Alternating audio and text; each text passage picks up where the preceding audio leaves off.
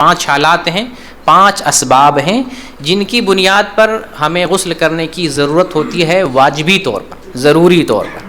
پہلا سبب ہے کہ جب منی کا خروج ہو اپنے مقام سے، اپنی جگہ سے منی کا خروج ہو تو غسل کرنا آدمی کے اوپر ضروری ہو جاتا ہے۔ اس کی 2 صورت ہوتی ہے، یا تو بیداری کی حالت میں منی کا خروج ہو یا نیند کی حالت میں منی کا خروج ہو۔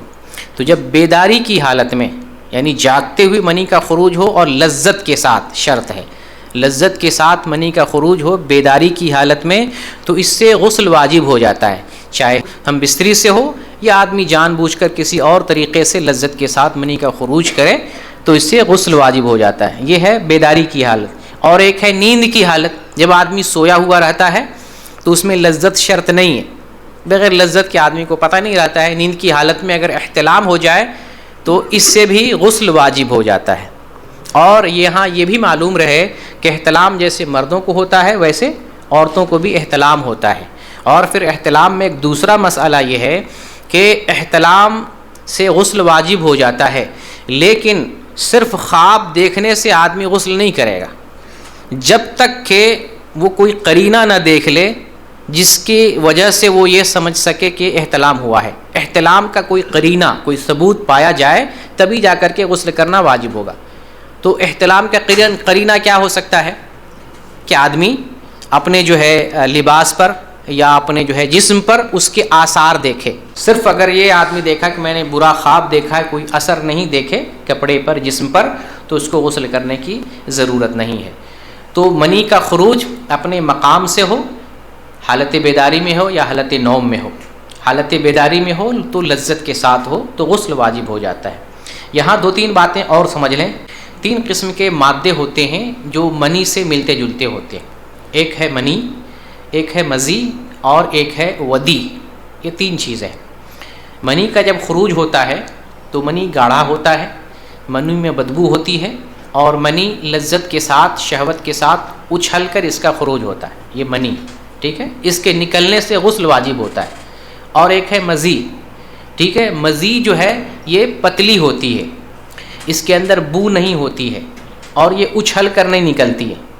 یہ کوئی چیز آدمی دیکھتا ہے یا کچھ خیالات پیدا ہوتے ہیں، میاں بیوی کے درمیان بات چیت ہوتی ہے، خیالات سے لاشعوری طور پر اس کا اخراج ہوتا ہے، اور یہ پتلے پانی کی طرح لیسدار مادہ ہوتا ہے۔ اس کے خروج سے وضو ٹوٹتا ہے، غسل واجب نہیں ہوتا ہے۔ حضرت علی رضی اللہ تعالیٰ عنہ رسول اللہ صلی اللہ علیہ وسلم سے سوال کرتے ہیں، اور حضرت علی کو زیادہ مزی کی شکایت تھی، اس کے بارے میں، مزی کے بارے میں سوال کرتے ہیں تو آپ کہتے ہیں مزی سے وضو ہے اور منی سے غسل ہے۔ تو جب منی کا خروج ہو تو غسل ہے، اور مزی کا خروج ہو تو اس سے صرف وضو کرنا ہوتا ہے۔ لیکن جہاں لگ جائے کپڑے میں یا جو ہے جسم میں شرمگاہ پر، تو اس جگہ کو دھل کر پاک کرنا چاہیے، کیونکہ مزی جو ہے یہ نجس ہوتی ہے، ناپاک ہوتی ہے۔ اور ایک میں نے بتایا ودی۔ ودی یہ پیشاب کے وقت اس کا اخراج ہوتا ہے، پیشاب کے بعد ہوتا ہے، اس کا بھی حکم نجاست میں ہے، نجاست کی طرح ہے۔ تو اس میں بھی جو ہے وضو کرنے کی ضرورت ہوتی ہے۔ پیشاب کیونکہ پیشاب کیا ہوا رہتا آدمی، اسی وقت اس کا خروج ہوتا ہے، نماز پڑھنے کے لیے اس کو وضو کرنے کی ضرورت پڑتی ہے، تو وضو آدمی کرے گا۔ تو یہ 3 چیزیں الگ الگ چیزیں ہیں، منی، مزی اور ودی۔ تو پہلی چیز میں نے بتایا غسل کے وجوب کے لیے منی کا اپنے مقام سے نکلنا، ٹھیک ہے۔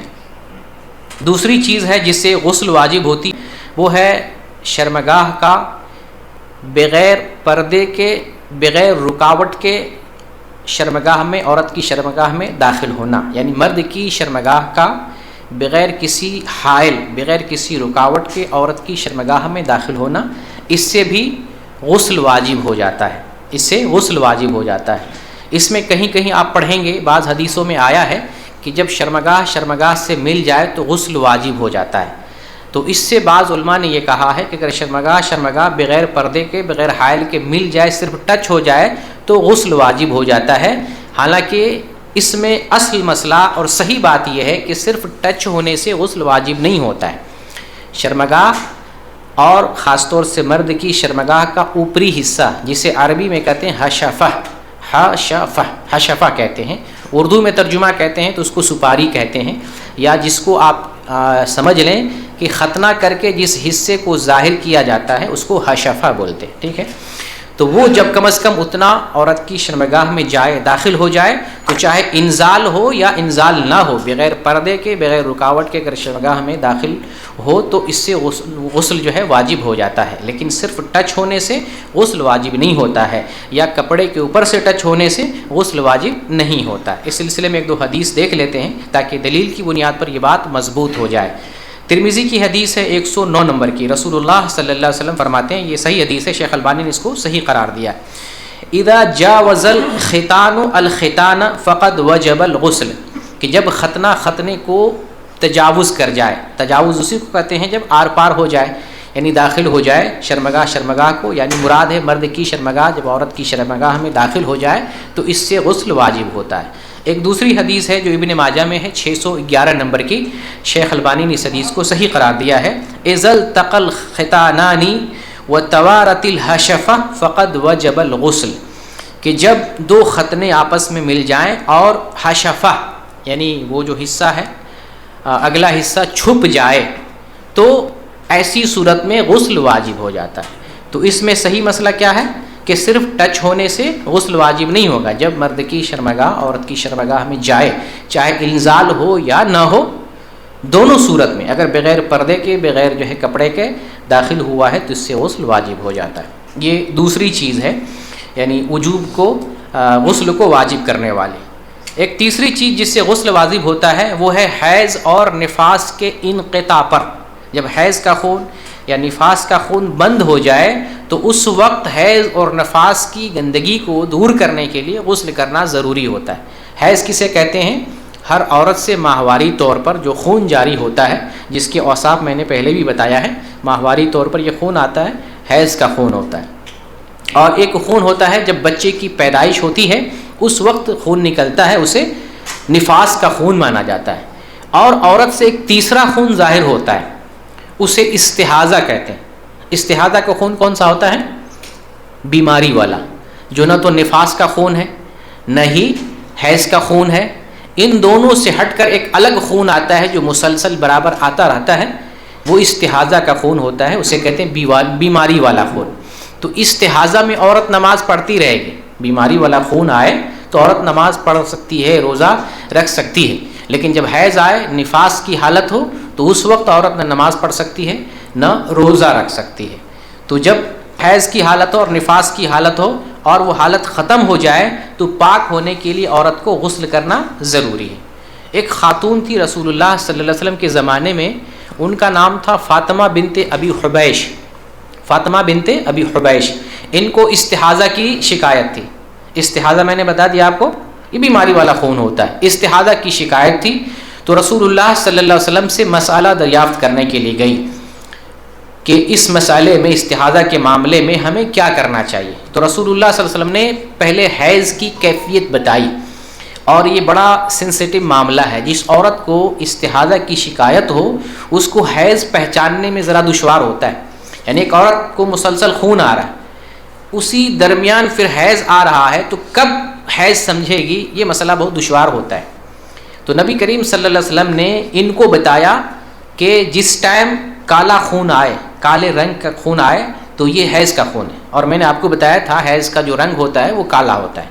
تو جس ٹائم کالا رنگ کا خون آئے اس کو حیض سمجھے، اور وہ ختم ہو جائے تو غسل کر کے اب نماز پڑھے، اس کو یعنی کالا خون ختم ہو جائے تو سمجھا وہ استحاضہ ہے، وہ نماز پڑھ سکتی ہے۔ آپ صلی اللہ علیہ وسلم نے حکم دیا اس خاتون کو، فاطمہ بنت ابی حبیش کو، جو بخاری کی حدیث ہے 320 نمبر کی حدیث، آپ فرماتے ہیں فَإِذَا أَقْبَلَتِ الْحَيْضَةُ فَدَعِي الصَّلَاةَ وَإِذَا أَدْبَرَتْ فَاغْتَسِلِي وَصَلِّي، جب حیض آئے تو نماز چھوڑ دو، جب حیض گزر جائے تو غسل کرو اور نماز پڑھو۔ یعنی استحاضہ کی حالت ہوتے ہوئے نبی صلی اللہ علیہ وسلم نے بتایا کہ تم استحاضہ کی حالت میں بھی نماز پڑھو گے، لیکن استحاضہ کی حالت میں جن دنوں میں حیض آئے ان دنوں میں نماز سے رک جانا ہے۔ جب حیض سے پاکی حاصل ہو، یعنی یہ کالا خون بند ہو جائے تو تم حیض سے پاکی حاصل کرنے والا غسل کرو اور اس کے بعد نماز پڑھو۔ خلاصہ یہ ہے کہ حیض سے پاکی کے لیے یا نفاس سے پاکی کے لیے عورت کو غسل کرنا واجب اور ضروری ہوتا ہے۔ یہ ایک دوسرا مسئلہ جس سے جو ہے غسل واجب ہوتا ہے۔ اور یہاں یہ بھی سمجھ لیں جو حکم شریعت میں جو حکم حیض کے لیے ہے وہی حکم نفاس کے لیے بھی ہے. شریعت میں جو حکم حیض کے لیے ہے وہی حکم کیا ہے؟ نفاس کے لیے بھی ہے. جو کام حیض میں ممنوع ہے وہی کام نفاس میں بھی ممنوع ہے. جو کام حیض کی حالت میں جائز ہے وہ کام نفاس کی حالت میں بھی جائز ہے. تو حیض اور نفاس کا دونوں کا سیم حکم ہے. اس پر اہل علم کا اتفاق اور اجماع ہے. تیسری چیز ہو گئی. چوتھی چیز ہے جس کی وجہ سے غسل واجب ہوتا ہے وہ ہے موت. موت پر بھی میت کو واجبی طور پر غسل دیا جائے گا چاہے جتنی مجبوری ہو. میت کو غسل دینا ہے, جنازہ پڑھنا ہے, مسلمان ہے, اس کے بعد قبرستان میں دفن کرنا ہے. بغیر غسل کے میت کو دفن نہیں کیا جائے گا. کبھی کبھی ایسی صورتحال درپیش ہوتی ہے جب لاش کٹی ہوئی ہو, جلی ہوئی ہو, جس کو غسل کرنے سے مسئلہ درپیش ہوگا, یعنی گوشت بہہ جائے گا یا نہایا نہیں جا سکتا, غسل نہیں دیا جا سکتا. اس سچویشن میں اگر تیمم دلا سکتے ہیں تو کم از کم تیمم دلا دیں, ورنہ ہر حال میں میت کو غسل دلانا یہ واجبات میں سے ہے. میت کو غسل دینا ضروری ہے. نبی کریم صلی اللہ علیہ وسلم کی جب بیٹی محترمہ زینب رضی اللہ تعالی عنہا کا انتقال ہوا, یہ حدیث پہلے بھی گزر چکی ہے, آپ صلی اللہ علیہ وسلم نے خواتین کو حکم دیا کہ زینب کو غسل دو, 3 بار دو, 5 بار دو, یا اس سے زیادہ اگر تم محسوس کرو تو اس سے زیادہ بار غسل دو. حتیٰ کہ احرام کی حالت میں کسی کا انتقال ہو جائے تو رسول اللہ صلی اللہ علیہ وسلم نے ان کو بھی غسل دینے کا حکم دیا ہے. ایک صحابی حج کے دنوں میں عرفات کے میدان میں اپنی سواری سے گر گئے اور گر کر ان کی وفات ہو گئی, تو رسول اللہ صلی اللہ علیہ وسلم نے ان کے بارے میں حکم دیا کہ ان کو غسل دو, بیری کے پتے اور پانی سے غسل دو.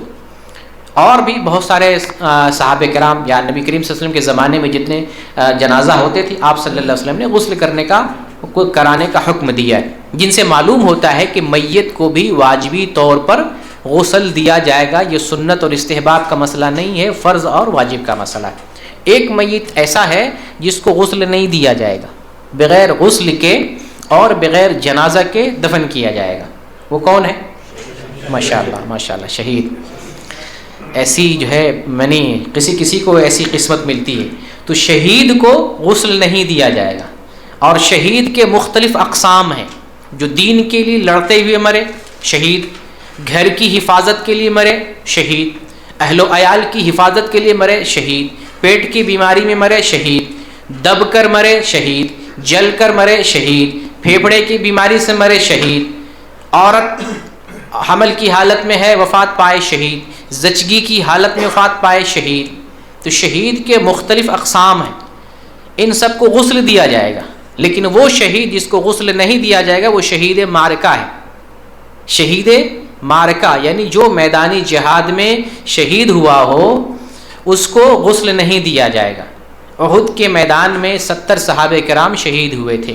تو جتنے صحابہ کرام شہید ہوئے احد کے میدان میں, نہ تو جنازے کی نماز پڑھی گئی اور نہ ہی ان کو غسل دیا گیا. اپنی حالت میں خون اور اسی طرح سے لباس, اپنے لباس میں رسول اللہ صلی اللہ علیہ وسلم نے سب کو دفن کیا ہے. شہداء احد کے بارے میں ایسا ہی معاملہ پیش آیا, جس سے اہل علم نے یہ مسئلہ اخذ کیا ہے کہ شہیدوں کو نہ غسل دیا جائے گا اور نہ ہی جنازہ کی نماز پڑھی جائے گی. تو یہ چوتھی چیز جس سے غسل واجب ہوتا ہے, موت سے غسل واجب ہوتا ہے. پانچویں چیز جس سے غسل واجب ہوتا ہے وہ ہے کافر کا مسلمان ہونا. یا کوئی مرتد ہو گیا تھا, دوبارہ عصر نو مسلمان ہو رہا ہے, پھر سے ہو رہا ہے, تو اس کو بھی واجبی طور پر غسل دلانا چاہیے. اس میں اختلاف کرتے ہیں, بعض علماء کہتے ہیں کہ مستحب ہے کہ نیا مسلم غسل کرے, لیکن اس میں بھی قوی موقف اور مضبوط اور درست بات یہی ہے کہ نئے مسلمان کو بھی غسل کرنے کا حکم دیا جائے گا. کیونکہ نبی کریم صلی اللہ علیہ وسلم نے کئی صحابہ کرام کو جو اسلام لائے ان کو غسل کرنے کا حکم دیا تھا. جیسے کہ ابو داؤد کی حدیث ہے 355 نمبر کی, اس میں ذکر ہے کہ قیس بن عاصم رضی اللہ تعالیٰ عنہ جب اسلام لانے کے ارادے سے رسول اللہ صلی اللہ علیہ وسلم کے پاس آتے ہیں تو آپ نے کہا کہ غسل کرو, غسل کرنے کا حکم دیا ہے. اسی طریقے سے سمامہ بن اسال رضی اللہ تعالیٰ عنہ جن کو مسجد نبوی کے ستون سے باندھا گیا تھا, جب یہ اسلام لاتے ہیں تو رسول اللہ صلی اللہ علیہ وسلم نے ان کے بارے میں حکم دیا کہ ان کو لے جاؤ فلاں باغ میں لے جاؤ اور ان کو غسل دلاؤ. اسی طریقے سے ایک اور صحابی ہیں جن کا ذکر ابو داؤد میں 356 نمبر کی حدیث ہے, کلیب رضی اللہ تعالیٰ عنہ یہ کہتے ہیں کہ اللہ کے رسول میں نے اسلام قبول کر لیا ہے، تو آپ نے ان کو کہا تھا الق عنک شعر الکفر، اپنے سے کفر کے بال کو دور کرو، ناپاکی کو دور کرو، جو کفر کا بال ہے اس کو موڑ لو۔ تو جو کفر کا بال موڑنا ہے تو غسل تو اس سے بھی زیادہ جو ہے اولا جو ہے غسل بھی کرنا چاہیے۔ تو بہرکیف دلائل سے یہ بات مضبوط ہوتی ہے کہ نئے مسلم کو بھی غسل کرنے کا حکم دیا جائے گا۔ تو یہ پانچویں چیز تھی جس سے غسل واجب ہوتا ہے، پانچ چیزوں کا ذکر میں نے کیا جس سے غسل واجب ہوتا ہے۔